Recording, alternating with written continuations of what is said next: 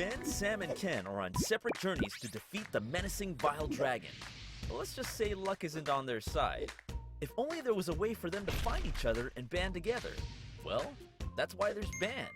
It's a mobile app that allows people to come together using common interests. With Band, you can find fellow gamers, chat, schedule gaming sessions, and conduct polls. Stage epic battles with friends while sharing videos and photos along the way. So try Band today. Band. Be together.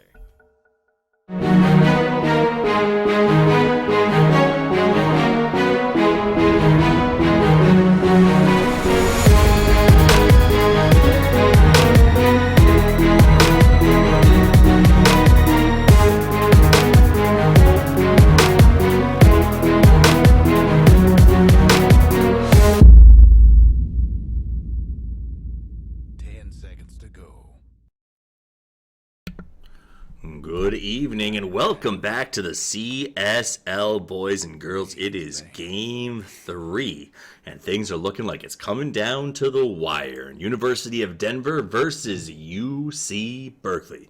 My name's Toffees. You can find me at Toffees TV. I'm joined, as always, by my partner in crime, Gorgon the Wonder Cow. You can find him at the Wonder Cow. You can find all of us at C Star League.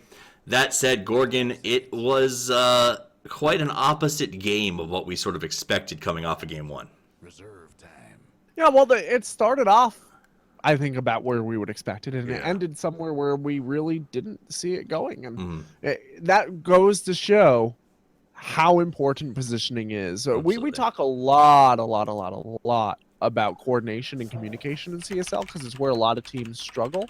But another area where a lot of teams tend to struggle is positioning, making sure they're not being seen when they don't need to be seen, making sure they're on the right side of the map at the right time. Part of that comes down to coordination, communication. Part of it comes down to game sense. Well, speaking of a team that needs the exact same thing, it looks like. Well, speaking of teams that need to work on their communication, a great way to do that, Gorkin, is to download the official social app of the CSL, and that is Band. It's an app that has everything from video chat to setting up groups to everything that you would find across all of the other social media apps, all put into one. And it's a great way to sort of keep your team communicating better and better as you play more and more Dota. You said same thing as last time. The Ember Spirit comes out for University of Denver. If it ain't broke, don't fix it. Cal opens with the exact same bands they did last time. Denver. Berkeley, by the way. Say what's that? Berkeley and Denver both opened with the same bands. So, they said, all right, well, that works for us. Let's see what we can do. Berkeley, curious to see how they turn this back around. Now, they are a team that is traditionally good at adjusting. Last game, though, they were tilted hard. There's no way to deny that. We saw them sort of struggle a little bit with their typical pacing. Do you think that they've had enough time to pull it back in? That's the big question. Yeah, I think probably what they're going to do is pick up a heavy push lineup. That would work much better against the AoE style thing that it looks like Denver is going to go for again.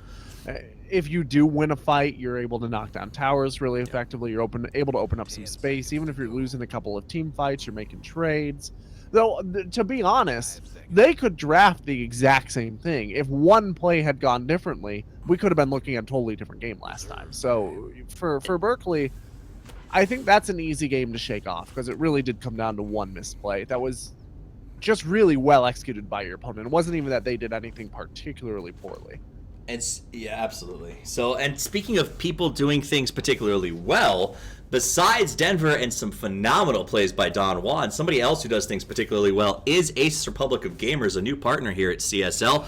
Makers of some of the finest esports equipment in the game. Their laptops, their computers, the things you put into your computer, video cards, etc. are absolutely phenomenal. We're glad to have them working with us again this year. So the Winter Wyvern are going to get paired up again with the Ember Spirit, Slardar Ogre Magi. I mean, I guess... it was going well for Cal, right? Until the initiation from the Magnus, so maybe do it again? Yeah, like I said, they could probably feel relatively comfortable running pretty much the same thing if they want to. They maybe get a little more tower click. Maybe something like a Juggernaut to come out instead of the Weaver, I think would be a good call. But otherwise, they were on pace to win that game. Absolutely. And that one play took it away from them. They positioned poorly, and their opponents really took advantage of it with an excellent play. It put them so far off their game, and it really, I think, put them into a position where they just mentally, it took a couple of minutes, you could see, for them to sort of get back into the groove of things. And by that point, this is Dota, right, Gorgon? If you lose 5 to 10 minutes of your game for whatever reason, you're done. You're not coming back into this thing unless the other team gives you opportunities. And I'll tell you what, Denver is a team that does not let go. The second that they had control of that game, they grouped up, they pushed hard, and they closed that thing out. Yeah, and I will say, if I'm Berkeley, I get rid of that Underlord and never think about it. Yeah. It just did nothing. It just did absolutely nothing for them. It wasn't necessarily the player's fault. I just don't think that it applied anything in the draft. And last time you brought it up, you maybe said, I consider that. You said bring something on like that Clockwork, a better offlaner with more survivability and more pace management, because you're right. Had Clockwork been in that game and been able to sort of stop the group style aggression coming out of Denver, that really would have been very, very effective. Those cogs, I think, would have made some massive game-changing differences. So we'll see if they try something like that this time around. The ban of the Dark Seer and the Life Stealer, they did not like dealing with that Life Stealer. It was very strong. That was the last game, right, where we saw Life Stealer start out really, really well? Well, the Life Stealer, I would argue the Life Stealer didn't really do that much other than give Ember Spear a slight damage boost. And make Underlord completely miserable. Right, but that was mostly the supports. Like, the Life Stealer got the kills, but the supports mostly did it. So either way, though, it seems like Cal was not interested in having him around. They're going to go ahead and get him out. They know the combo had potency potential, even though it didn't come to something. CAL now looking to reveal the rest of their draft. This is going to be very telling. Is Berkeley going to double down and go deep with the same thing and proving that they can do it right? Or are they going to switch it up and try something new? I don't know what to tell you. You said, why not go with the same thing? It was working. It just seems like mentally that's got to be a tough thing for a team to do, to say, we made a mistake, let's do the same thing again. Yeah, well, you see it sometimes in pro games. They are going to switch something up here. It looks grab the Skywrath, which is really good against the Wyvern. Yeah, that silence is phenomenal. There's really bad against the Ember, other than the silence. Right. Like, all of his magic damage gets soaked up really easily, but against the Wyvern, it's fantastic. So it's half of a solution to two different heroes. And that's exactly right. I think that's not a bad pick, especially because you have the Ogre and the Slardar already in place. That he gives you a part solution to controlling both of those heroes, a lot of damage output, and also, I think he does a big thing if he makes Denver sit back and think about their draft. If they had a plan to pick up some heroes who Skywrath can really hurt, like say they were thinking of that Clockwork or something in that ballpark, obviously it's going to change the way that they draft. So I like what Cal picks up. It plays with Denver's mind, and we'll see where they go with this one as they move into their next pick here. Magnus, you think he's still on the table? Do they go for him right now? I do think he's still on the table. I don't know if he fits what they want to do, but if they're doing the same thing, that Magnus was absolutely key. Without the Lifestealer, some of those Magnus plays wouldn't happen, though. That's true. Right? Like, the Lifestealer wasn't a huge component, but once again, it's just the little bit of burst that he provided was enough to get those Magnus plays over the edge. Absolutely. I consider him, but I don't pick him this early. You see what else is coming out, and you wait to see if that is a support Skywrath or a mid Skywrath, right? Because it could be a support Slardar and a mid Skywrath. It could be a core Slardar and a support Skywrath, and which is really going to impact how you want to play the game. How common is that mid Skywrath these days? Skywrath isn't common at all these days, as far as I'm aware. I don't see him an awful lot. I don't see him a lot in pro games either. Although I will say his new Ags is pretty lolsy. That is, well, I'll be honest with you. Off the top of my head, I can't think of his new Ags. What's his new Ags do for him? It does, every time you cast one spell, it does a copy of that spell to random another opponent. So like you silence somebody, it silences a random hero within the AoE. If there's no hero, then it silences some other unit. You throw your ult down on somebody, it centers an ult down on some other random person too. Makes sense. So it can be.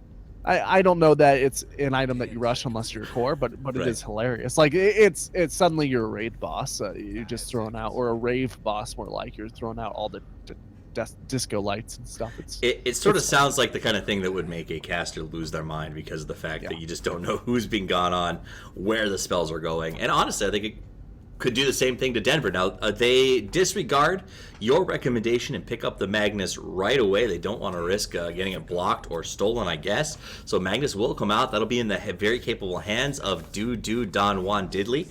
And it's the same draft. It's literally the same draft. Cal has deviated significantly. They pick up the Vengeful Spirit, so that tells me it looks like it's going to be a core Skywrath. What do you think of this Venge grab? I think they're going to pick up a Juggernaut. I do think that. I said that earlier in the draft. I think that pairs well, unless it's a core Venge. Like that's possible. That's possible. Too. That's true. Yeah. Well, we'll find out. Last time around, Denver did make sure they last banned the Jug. I think they know that Cal has a Jug player. Last time they last banned the Axe, didn't they? Or was that the first? I think that was the first. Was it? Well, either way, the Jug did get banned out in the last game. Berkeley last banned the Axe because it was Denver that was going blue. That's red, right. Blue, red, blue. Denver likes patterns. The Wraith King does get picked up by Denver this time around. He got banned last time, and we went, is that a hero that's playing?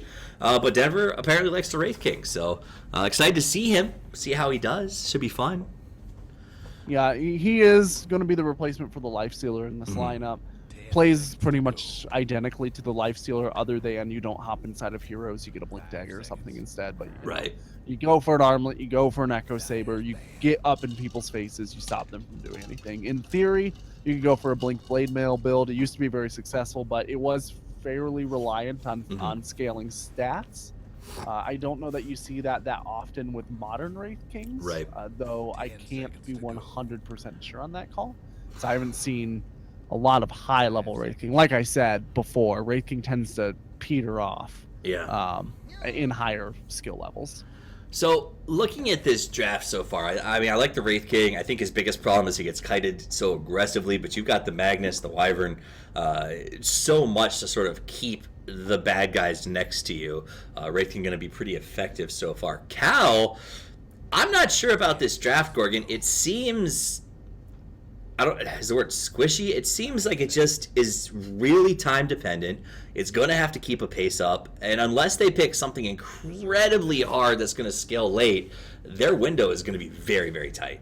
If this is a 4 Protect 1, maybe, but I'm skeptical. You know what I'm not skeptical of, though? I am not skeptical of Twitch.tv, the third sponsor for CSL, who has made this tournament possible. Their support from all the PAXs and beyond. Twitch investing in the growth of collegiate gaming, and we are happy to have them with us. Alchemist gets picked up by Denver. I guess we were talking about people that make money, and Alchemist going to be the king of that in this lineup. I guess that means maybe the Wraith King running in a support position? I'm not sure. That should be pretty interesting. Shadow Fiend gets picked up to go into the... I don't even know where they're leading these people. This is going to be very interesting. Should be a lot of fun. Smells like an aggressive trial line from Cal, but we will find out shortly. Let's get this game underway. Don't go anywhere. We'll be back with the match in just a few seconds.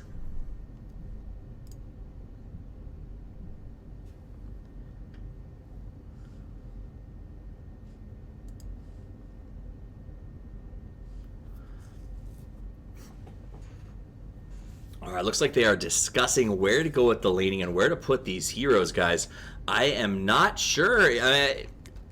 This Cal lineup, to me, is very, very skill and positioning dependent. I mean, if Denver catches them off a couple of times, I just don't know how they keep themselves in this match. So that said, it should be a pretty interesting game between these two teams. I'm excited to see it break out. Let's do some quick introductions for these guys, as it looks like Denver will be on the Dire. So let's quickly fix that. And Cal will be on the Radiant side. Nope, that's the opposite. Is on Dire. That's right. All right, so that we got it set up right. The overlay is correct, and let's get this thing underway. For the Radiant, we're gonna have Aqua playing the Skywrath Mage. Delicious Don Buri is actually gonna be playing the Ogre this time around, and Dur on the TA. And looks like it's going to be K-Sed on the Shadow and Blackjack on the Slardar. Should be a pretty good matchup. Oak going to be on the Wraith King for the Dire. Uh-oh. There they come. Endure gets up the stun. Donbori with the follow. Throws out the slow. K-Sed comes forward on the Shadow Fiend. Very slow. Very close. Aqua's got the damage. Will Oak get away? The slow is up in 5 seconds. Endure has her stun. They won't need to use it, but throws it out just for good measure. An easy first kill and a rotation back to pick up 2 runes for the guys from Radiant, starting this thing off with a bang. And they're off. I think there's fortune. And the traditional pause, why not, as this thing gets started. It looks like Gorgon had a bit of a disconnect, so hopefully that'll bring him back to us here. And it does. The magic of technology. Magic pause. Technology. So it looks like we're going to have Denver. Denver in the dire position got caught by an aggressive rotation from Radiant since you missed it, Gorgon, and they did a really good job of slowing down the Wraith King from the start. Now, you missed the end of the draft. I want to talk about the Shadow Fiend last pick. What do you think of the University of California lineup? All right, this is interesting. So I'm still trying to catch up. It looks like we're going to have a Vengeful Spirit carry. I guess, yeah. Yeah, so which right before I got disconnected, I think that's the last thing I said. This could be a carry Vengeful Spirit. I don't love the Shadow Fiend here, but I think that it's could be effective. He's a hero that's really vulnerable to burst damage. Yeah. And as we had mentioned, the Ember Spirit is very bursty.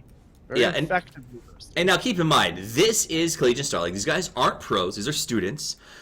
They're high MMR players, but there is something to be said, as we often say, for comfort heroes. And it's possible. I don't know a lot about K-Sed. I'm sure I will if he keeps playing the way he has been. But he could this could be his hero. This could be his go-to. And if it is, that's worth its weight in gold here in the CSL. So we'll see how K-Sed handles this Shadow Fiend that he's bringing to the mid position. Yeah, and you know, you spoke truth to it there, but really, this isn't a super favorable matchup, right? Yeah. Like, Shadow Fiend relies heavily on Shadow Rays to harass opponents early on before he gets his soul build-up. I'm gonna just not talk about that right now because it looks like we've got Good fight up on the non-stop top. action. Yeah, so I mentioned at the very end that it sounded like Cal could be doing an aggressive tri lane. I like when they play that aggressive tri. They do it very effectively, and it makes sense with the heroes that they picked up to send up here. Yes, the Veg is taking the farm, but her armor reduction, her damage output, her stun pairs really well with the slow from the Ogre Magi and Aqua's ability to put out a lot of damage with his nuke early on. So they're going to try to slow this Alchemist down. Now what that does is Blackjack and Don Juan are going to be going head to head, fighting for those early Blink Daggers one against the other, leaving them alone. And mid is going to be Z-King versus K-Sed, which was a good matchup in the past. So let me ask you, on this bottom lane, now that these two are faced off against each other, offlaner to offlaner, which one has the advantage here? I think the Magnus does because he has too. more ability to fall back and harass a little bit from safety. And he has a little bit more reliable of an escape, but one overstep and he could end up going down, right? If Blackjack gets a good pseudo-random manipulation or a lucky stun, he could find himself in a very favorable position all of a sudden. Donbury is going to find St. Blue, who is rotating for a potential gank, is going to start to harass. Aqua was smoked for a possible rotation, ends up revealing as they push back the Winter Wyvern. Take notes, those of you who are going to be playing against these guys in the future. Aqua loves the 3-minute smoke, or the 2-minute smoke apparently, as that is the second game in a row that he has used it and tried to get a gank out. It's a really good time for a smoke, right? It's a because phenomenal time. You move in while your opponent still has daylight vision. Might have to come back to this because in the mid, K-Sed in some trouble, but he gets away. Just barely survives. 38 HP to his name. On the bottom, a little bit of fun going on in the trees, but let's go back to the top where the fights never seem to stop. And Z-King saying, I could have had you if Gaben didn't love you. Saints Blue rotates back around, going to farm the creeps. Aqua taking some damage here. Behind the trees, they want to try to turn this, but Aqua, too deep. Oak gets stunned. Donbori moves back around the Wraith, but that Winter Wyvern is just going to make it impossible to kill him. They're not done here yet. St. Blue's still sitting very far forward. The creeps are going to push up. The bench needs to fall back. Yeah, his own team just pinged him and says you need to just back off right now. Endure playing very aggressively, wants those last hits. You can tell he's got that carry mentality about him. Meanwhile, in the mid, K-Set and Z-King still going head-to-head very aggressively. On the bottom, Blackjack and Dawn fighting it out and staying pretty even, to be honest, with that bottom matchup. Yeah, slightly more denies coming out of the Slardar. That's what you would expect. Slardar sits closer to the creeps typically. A lot of what Don Juan is going to be using the shockwave to get last hits and harass, but that means that he's not quite within deny range of the creep wave pretty frequently. Blackjack doing a good job of getting Don Juan low. Don Juan's going to have to back away. Doesn't have any mana to mess with him. Meanwhile, TP's to the top, it looks like. And this Alchemist Acid Spray, I think, is going to be the unraveling of this aggressive tri-lane. Yeah, well, and not just the acid spray, but also the damage that comes out of Splinter Blast, right? That's a pretty decent amount of harass. And also, we've talked about this before, but aggressive tri-lanes are really dependent on having some sort of sustainable heal. An Omni Knight, an Abaddon, a Juggernaut, something that keeps your heroes together. The Wyvern is providing lots and lots of healing to her teammates, and also there's a Vampiric Ore that's going to come out eventually. Yeah, it seemed no heal. It seemed to me that Michigan was drafting a very timing-specific lineup, and I think that their goal was the first pick that they managed to get, smoke rotation to mid, heal up here at the Sanctuary, and get a third kill up on top. The problem was that smoke rotation didn't work out, allowed Equilibrium against them, and now they're just continuously getting caught by these rotations, and it's happening again. Now, they get the Wraith, and they turn back on him. St. Blue cannot save, and that works out well. Here comes K-Set. Big rotation, aggressively done. The Haste Rune means everything. St. Blue trying to finish Aqua, not going to happen, and the Speed Demon K-Set comes in and turns that back around and gets what I truly believe is the time frame back on track for University of California. That was huge. I mean, that just won them this tri-lane, and they were losing it before. They were. Fortuitous Haste Rune. Like, without that Haste Rune, that probably doesn't happen. Without that Haste Rune, that probably becomes a one-for-one trade. Both teams go back to their corners. Alchemist comes back and catches back and farm with Greeble Scream very quickly. I think I heard K-Set scream S4 Senpai, and he makes a really nice rotation with that and takes down everybody. Meanwhile, though, Z-King maximizing his farm in the process. Going to go ahead and enjoy a little bit of that. Heads, looks like towards the rune, fill up the bottle. Get back on track. So, the aggressive tri-lane, you won the lane with that rotation. Do you keep your three aggressively playing together at this point? Or since you got those kills and have jumped out a little bit, do you start rotating and put pressure on the other lanes? I mean, if I am California Berkeley, I try to pressure onto this Magnus because I know how effective he was last game. And I try to pressure onto this Ember Spirit because once Ember Spirit hits 10, we said it and saw it last game. It doesn't really matter. He doesn't have to be particularly good to blow people up. Like, he has to be good to get dominating streaks. But in order to be able to just knock one or two people out of the fight and let the rest of his team do the rest of the work, like, he could be pretty scrubbly and still manage to make that work. So you can't be giving him that advantage too early.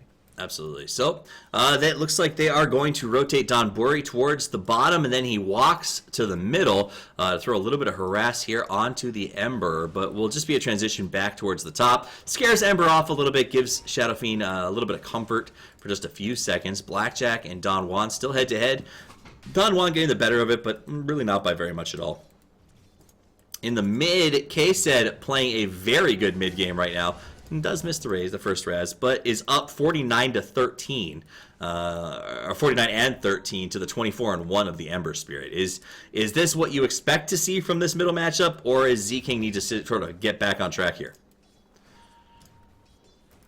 All right, so it looks like Z-King is going to have to back away as there was a potential rotation. Don Buri wasn't close enough. Z-King using good positioning to make sure he stays alive. Meanwhile, up on top, Aqua finds St. Blue, puts up the silence. Here comes the Alchemist, though, and he will push Aqua backwards. Aqua not interested in walking away. Wants to keep push going. Nice slow comes out by Don Buri, but that splits the difference. Aqua went after the Alchemist. The stun's there. They get the Alchemist. Will they also finish him? Yes! Another massive rotation comes out from KSCD. They get 2. They want to make it 3 as Oak is on the run. Will they fell the tree? They do. If a tree falls by the tower and everyone's around to see it, does it cost you the game? Chances are it just might, as they get a triple up on top. The TPs come in force, and immediately Radiant wisely withdraws, says Sanctuary's up, brother. Let's meet there and make this thing continue to happen.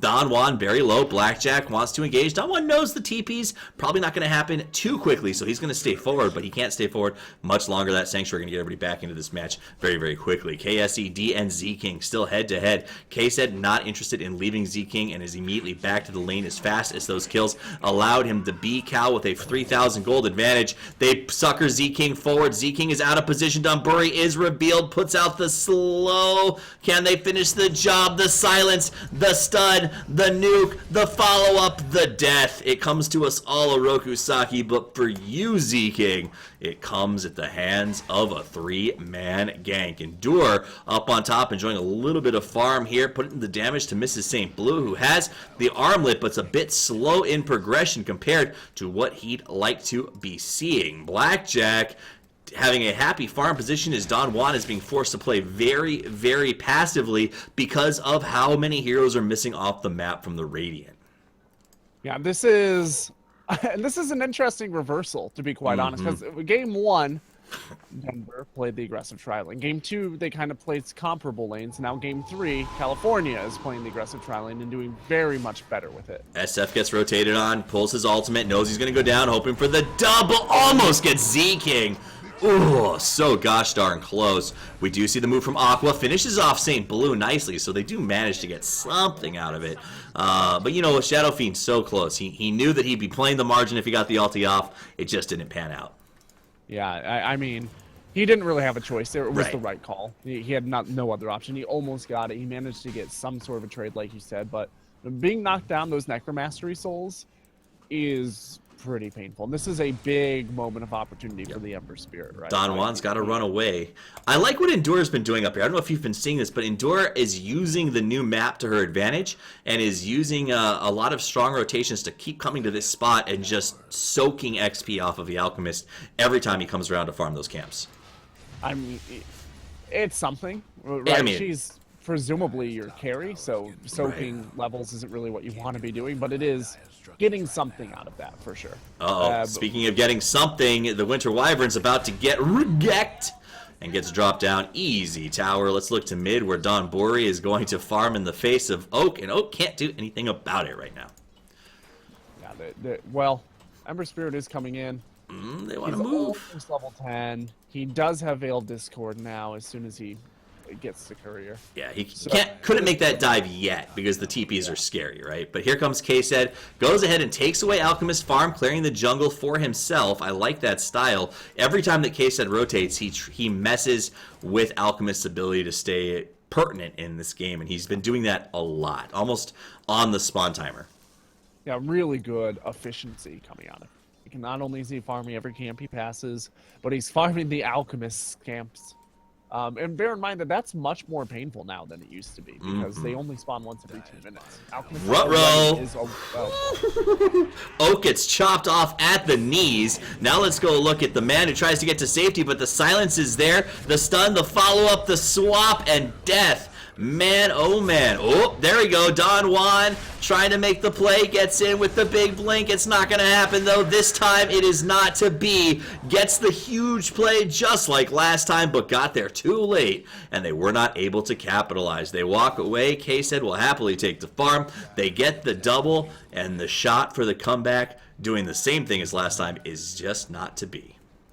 You know, I misspoke earlier. I said that Ember Spirit has enough for his Veil of Discord, but he's actually a full helm away. I didn't realize he's sitting pretty far behind where he needs to be. Yeah, no, things have gone badly for Denver in this particular match. It's definitely clear that UCB did not, or I don't want to say they didn't tilt in the last game, but they bounced back very effectively. Now, K-Said on the high ground might be in a little bit of trouble, does blow the ultimate, walks away, never mind, there's the stun from Endure, throws up the armor reduction and immediately backs off. Make sure that K-Said doesn't run into any trouble as he will back out of the rotation coming from Don Juan, and K-Said will take the farm that Alchemist has stacked up.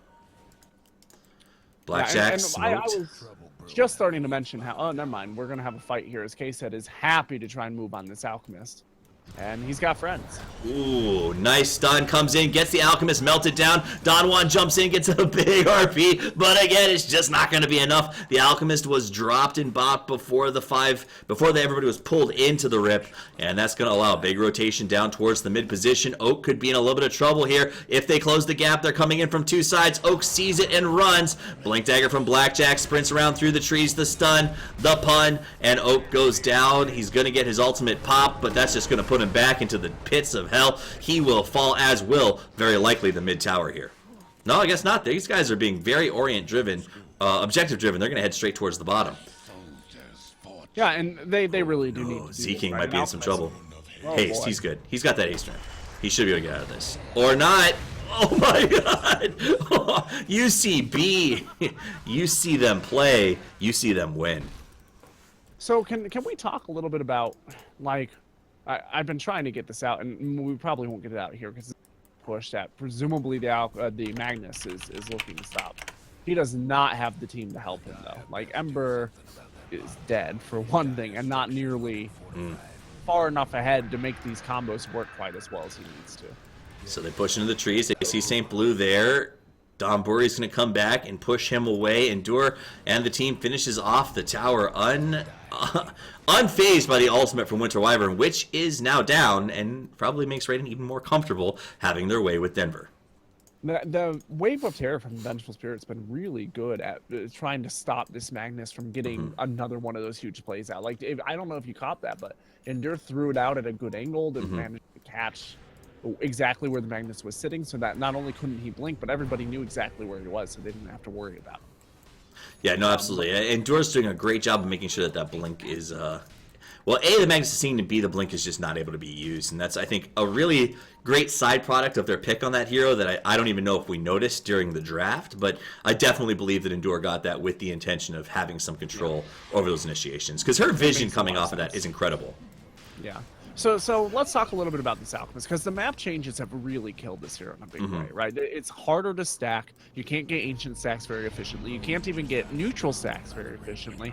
It's more difficult to deal with opponents coming in and stealing your creeps because they only spawn once every 2 minutes. But the most important change, really, that happened that just kills Alchemist is the death costs rework, which is something that I think a lot of people overlook as like a very small mechanical change. But the death cost used to be 30 times your hero level. Not a big deal for Alchemist. Now it's 100 plus half your net worth. That's huge for a hero like Alchemist. Every time he dies, he gets absolutely railroaded, especially if he's dying like between level 8 and level 14. Yeah. That's a period where his net worth is going to be much higher than his opponent's, but his level isn't. Right? That's a period where he normally, historically, has been very strong as hero. Right. But now, if he dies once or twice, your opponents have absolutely ripped through your game plan. And we're seeing the impacts of that. It's almost like you're farming for them in a weird way. So the top tier 2 is going to go down. I was skeptical about this draft, but I was not prepared for the I mean, these guys are straight up Ricky Bobbying right now. They have no desire to stop. Aqua is going to get caught though, so he goes for a TP. He'll be sacrificed to Denver, and it's a kill that they needed, but not the one that they wanted. So a good pick off for them, but it's not going to be as massive as it could have been. Meanwhile, Don Juan gets Don Buri down here on the bottom, so perhaps a bit of pride coming before two fall on the side of University of California. Now, here's the thing though, right? They did manage to take out 2, but if I know UCB, that was an eye-opener for them. They'll fall back, they'll wait for everyone to respawn, and they'll regroup and not allow themselves to be caught out again. So really, those failures on UCB, those lapse of judgments, you need to be taking out carries. Unfortunately, that wasn't the case this time around. Yeah, now, I mean, you said they're going to fall back, but K-Set is pretty far forward, and he is vulnerable. He's got a Shadow Blade and an Aegis, but he's out by himself. And there is dust and sentries up on his Wyvern. Wyvern's going to find him, comes forward, should pop that dust any second. We'll go ahead and use it on the follow, but here comes the rest of the cavalry. They're closing as fast as they can. Case just melts down the Wyvern and says, I'm not interested in walking away, boy. That was very slow rotation. You've got an Ember Spirit. You want him to be a little bit faster. You know, he's got those remnants, but he wanted to save all of them damage, I guess. I suppose, but that's going to cost you a tier 2. Here comes the Ember, jumps in, jumps away. Blackjack's here to stay. The silence, the nuke, and the juke. He drops down. Oak is felled. He'll come back up, but no one can help him. Another wasted ultimate, and they will burn through all of these heroes and start to push to the high ground. I'm not sure the Dire can even get in the way of this push. K said beefy and meaty with an Aegis in tow.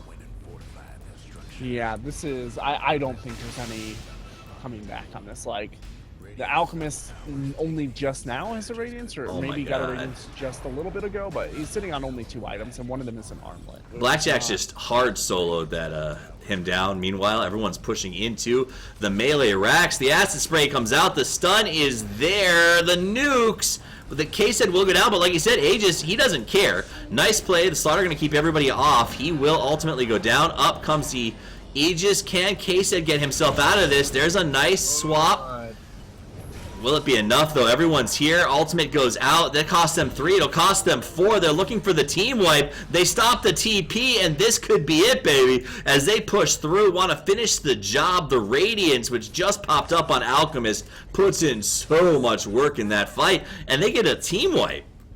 I honestly cannot believe they did not get a Rax there. That is astonishing. That was... It was like they stayed with the intention of taking that Rax and saying, we're going to sacrifice to kill this, and then just got distracted. Yeah, Slaughter died, like, here. What is... Why? Why are you dying there? Like, well, he ran up, he got the first kill there, then he got greedy and went over here, and once he was out of position, there was just not much. The team had to say, well, we don't have the damage now to push this Rax down. Do we stay? Do we go? A bit of miscommunication, and Denver, boy, did they capitalize. Yeah, you know, you think when you're a player sometimes, you're like, oh, I'll go in. Worst case scenario, I die. But best case scenario, I get some pretty slick kills or openings. Right. What's the worst thing that happens? But that's like a tire on your car saying, I'll like, tell you what's the worst worst thing thing scenario. Look at that gold swing. Yeah. You need all 4 tires, is what I'm saying, right? That's like, true. you can't just have somebody jump out of your car. It doesn't work. The whole thing is one unit, and the starter needed to be part of the unit there. Absolutely. So the jump out does cost him. They do manage to go back and get a kill there on the Magnus, so Slaughter a little bit of redemption for himself. The gold lead, though, was almost 10,000 for Cal. It's down to 4,000. So absolutely what Denver needed was that 5-man fight. The question is, will they be able to capitalize? Blackjack is just absolutely tearing this Wraith King apart. Wraith King's ultimate not up yet, so he's got to run for the hills. Blackjack pops the sprint and gets away. Acid spray armor reduction paying off dividends on the defense. Oak's going to get healed back up, and it looks like the guys from California were thinking about backing away and then realized, no, we still have the tempo. We've got to keep this pressure going. And this will get them the tower and both sanctuaries if they rotate aggressively. Yeah, this is a nice recovery from a very badly executed push. Yeah. I mean, that's a heck of a gold swing, but they're still in pretty decent command of this game. One more mistake like that, though, and the whole thing could blow wide open for Denver. This really is anybody's game. Yeah, let's talk some items real quick since we've got the pause. That's going to be we saw the Radiance pay off for the Alchemist with his Boots of Travel. He had the armlet for a long time. Yasha now up on him as well, so it looks like he is starting to really feel like he's got the farm in hand. That said, the rest of his team, really nothing, right? We've got a Blink Dagger on the Magnus and a Blade Mail on the Ember. He doesn't even have a Boots of Travel. He's sitting on just Boots of Speed right now. And that's it. So, like, that's everything that they're carrying. You go to the opposite side of the map where Cal is, and it's a totally different story. Blinks, Force, Shadow Blade, Dragonlance. It's just going to be... Yes, DU, Denver got a 5-man when they overstepped, but I just don't see Cal doing that the 1 or 2 more times required to truly throw this game. Just take one if it's a big enough step. That's true. You know? And that's the thing when you've got big legs, right? You take big strides, and these guys they've been doing really well so far, which means that they're prone to overextending. We've seen it once or twice already. I know that you're saying that they won't do it again, but... It's true. You know, we say that a lot in CSL, and we see a lot of teams that we don't expect to do it. I'm glad that they're collapsing onto objectives now. They're probably going to wait for Roshan. Maybe they try to take high ground one more time, but if they can't get this Magnus before they do, they need to be very careful. Yeah. So they will rotate down, looks like push up the bottom lane show there, and then I assume once the lanes are all pushed, make their play on the Roche, or try to maybe do a smoke pick and then to Roche. We'll see as Cal sort of plays it out. We do have a smoke up on Cal. I think that the Venge is carrying it. Who's carrying it? The Ogre's carrying it. So that is definitely a potential for them to pop this smoke and try to get a pick before they go into that Roche. It looks like Blackjack is scouting around, seeing what kind of vision they have, watching for reactions. Down on the bottom lane, Mrs. Stain's Blue was a little bit far forward, almost found herself in some trouble, but they weren't able to close the gap in time to pick her off. Blackjack playing wild right now, man. He's always really far out there, but he's okay because nobody leaves him alone. He's excited to be on a hero that does something this game. Yeah. He was the Underlord before. I will point out that Denver University are acutely aware of the threat of Roshan. The second they saw somebody near the Roche pit, they pinged it like 7 times, used their scan, basically everything they could possibly. Everything that they could possibly do. Now, a good job by Radiant to go ahead and clear out all the vision. They went ahead and checked some vision on the map by sending Blackjack around scouting to see where he was revealed and where he wasn't, or where they responded to him, and they will continue to push forward. Radiant doesn't have a lot of forward vision right now. That's something that I'm surprised they're not correcting a little more aggressively. Yeah, I think really maybe they try to take this high ground. They do have the Wolf with them. Like, they seem pretty comfortable thinking about it. I like the smoke onto the Magnus. Won't work, but it was a good idea. He needed to be like over here.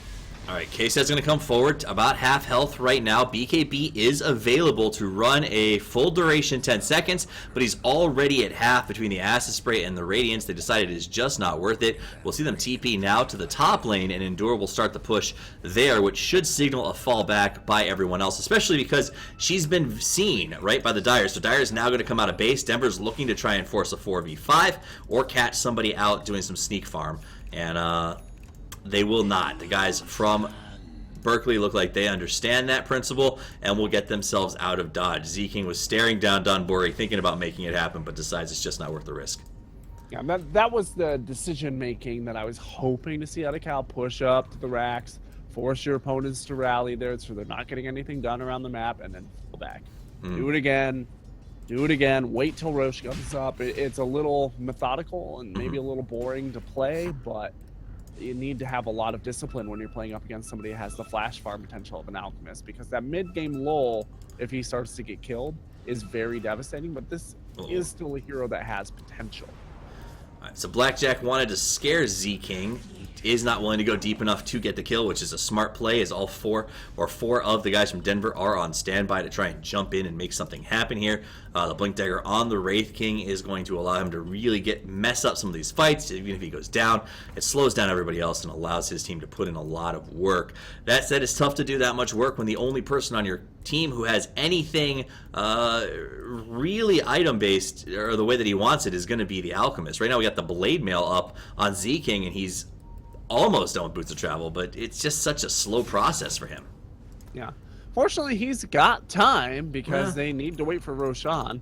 He doesn't have much more time. He's not going to get it before the Roche is up. Ooh, here we go. So they're going to smoke to stop the Roche. On their way there. Can they get it? Nicely done. They put their Aqua up here to reveal the smoke. Aqua will be obliterated. However, he's able to sort of slow everyone down. Up comes the Armor Destruction. Nice swap back by Oak. Oak is going to get annihilated outside of the rest of his team. Well, I guess not. They drop him low, but not low enough. He'll back away. No ult popped. Aegis is intact at the cost of a Skywrath, but I think that's something they're very happy to take. It was a smart play. Yeah, it was. They might have maybe tried to position the Skywrath in a little farther forward or something. Yeah, or maybe like in these trees or something. But then there's no guarantee that they're going to pass close enough to be revealed, right? Or that you might not see them. They didn't have any wards up, which they probably wouldn't have had to trade the Skywrath if they'd put some observer wards down instead and had him hide in Fog of War to reveal smoke. But, you know, these are small things. You get an Aegis, you trade off like 300 gold, no big deal. All right, so now we see it back around. Blackjack's looking for Winter Wyvern. They're coming in from two sides. Ooh, Winter Wyvern melts. I guess it is true. No Global warming on this map. Yeah, no buyback, no negative 35-second respawn time for him. He is going to be out for 20 seconds, and unless you get a huge reverse polarity here, by the time Wyvern is back, we're talking probably Barracks down. Biggie just pushed. K-Seg going to hold the BKB for just a second. Should pop it. No, didn't get it before the stun comes out. They will, however, not need to. They go ahead and get the nuke down. Oak in some trouble. He'll drop. His ultimate will get popped. He's just still intact. BKB running. Slaughter comes forward. They try to get the swap away. Stun's going to come up, but he's outside of damage range. So that'll be great for them. And they think about high, but it gets deflected. I'm surprised they backed off as much as they did.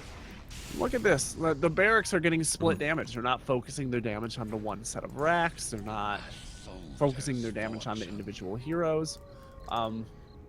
Berkeley are having a seemingly great amount of difficulty coordinating these pushes, these high ground attempts. That's very unlike them. Maybe they're a bit phased. Yeah, I do feel like, Shadow Fiend could have just BKB melee racks without a problem.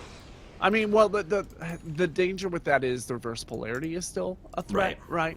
But you force the buyback from the Alchemist. That's not terrible, but I really did expect that they would be able to chew through a melee racks. Or at the very least, if they had focused their attacks onto the range racks, it would be more than half dead.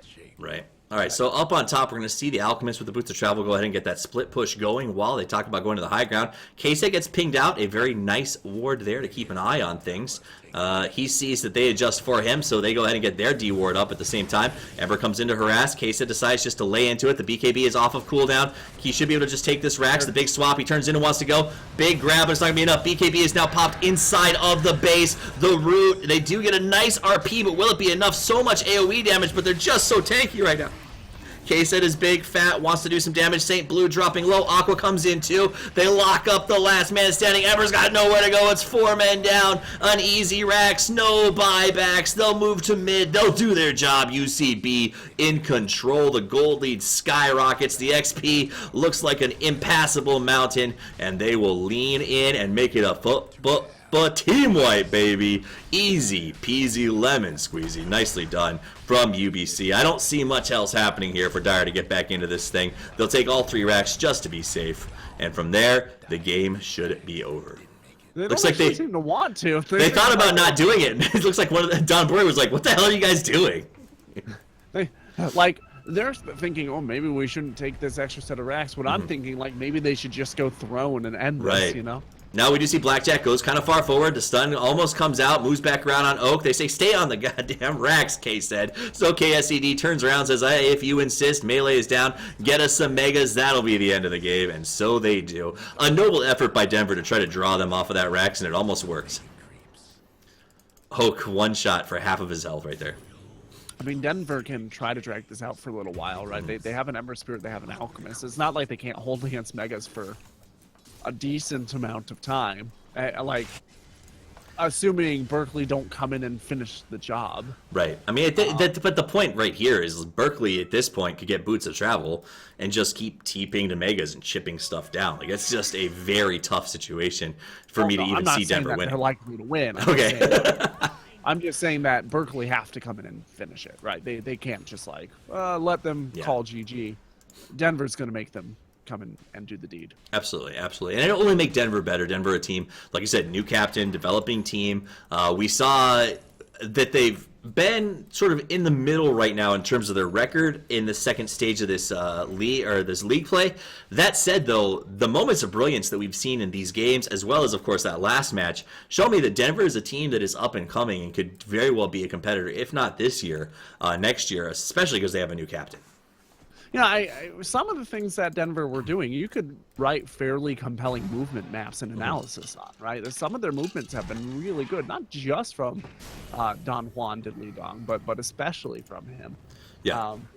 So clearly they have some innate skill. They have some innate game sense is really what that comes down to, and an understanding of what their opponents want and expect. I think their drafts were maybe a little bit weak, and Magnus almost dying to creeps there. I think the drafts maybe were a little bit weak. Some of their laning decisions were a little bit weak, but the biggest thing that really seems to be hounding this specific team is that transition from the laning phase into the game. Absolutely. They frequently have difficulty getting over that hump.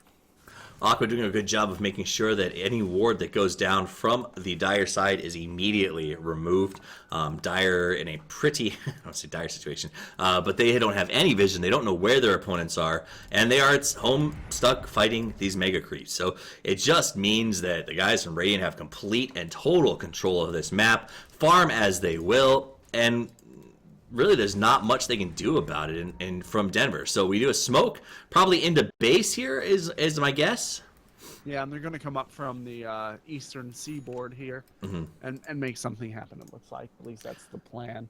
They're discussing it. But right now they're waiting for The smoke to the come off a heroes to cooldown. leave this side, yeah. Well, I think it was the smoke was on cooldown from the courier. Is that what it was?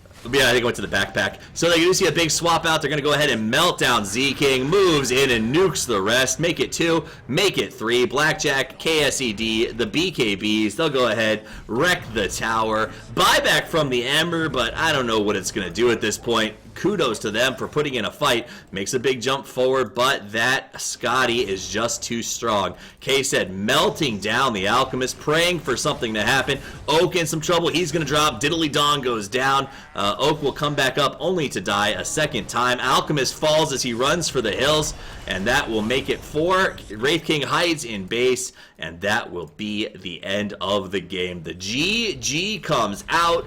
UC Berkeley drops the second game, but resoundingly wins the third. Gorgon, banned player of the game. What did you think? You know, I was in and out of this game, so it's hard to pick on individual plays. But in terms of overall pace of the game, who is their drafter? Because I think their draft was a nice return from that second game. It was, and it was something that a lot of us didn't expect. And honestly, I can probably make a unique call here and say that I think the player of the game wasn't necessarily a player, but the communication and the bounce back that we saw from them. The ability that we saw from UC Berkeley to communicate, rotate very effectively. You remember, they tried to get those early rotations to take out mid. It did not work out, but they did not give up. That haste rune on K-Sed made him absolutely instrumental in eradicating the top. So while I think K-Sed probably would have got player of the game, I'm actually going to give it to their communication skill because I was blown away with how well they handled themselves, especially coming off of a very violent defeat in the last game. Guys, a big shout out to our sponsors, Band, the official social app of CSL, Ace Republica Gamers for making this possible and helping to put the gear in the hands of the players, and of course, last but certainly not least, Twitch for the streams, for support, and making collegiate esports a priority. Guys, my name's Toffees. You can follow me at Toffees TV. My partner in crime is Gorgon the Wonder Cow. You can find him at the Wonder Cow. You can follow all of us at C Star League. We're here with Dota every Tuesday and Thursday night. 2 games running almost all night, so make sure you come back and see us next time. Gorgon, any last thoughts before we log out? I'm going to take that as I think that was it was a good series. We had some bounce back. We had some play back and forth. We saw some differing opinions on how the game can and should be played. I think there was a lot to bring home today. Absolutely. It was one of the only 3s we've seen, and really a very good back and forth. So glad to be part of it, guys. Have a wonderful evening. My name's Toffees, and as always, Toffees out.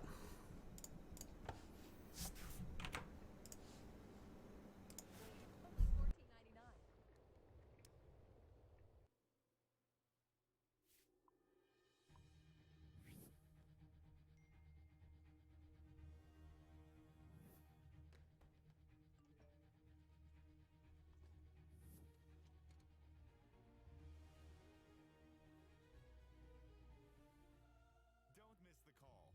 Download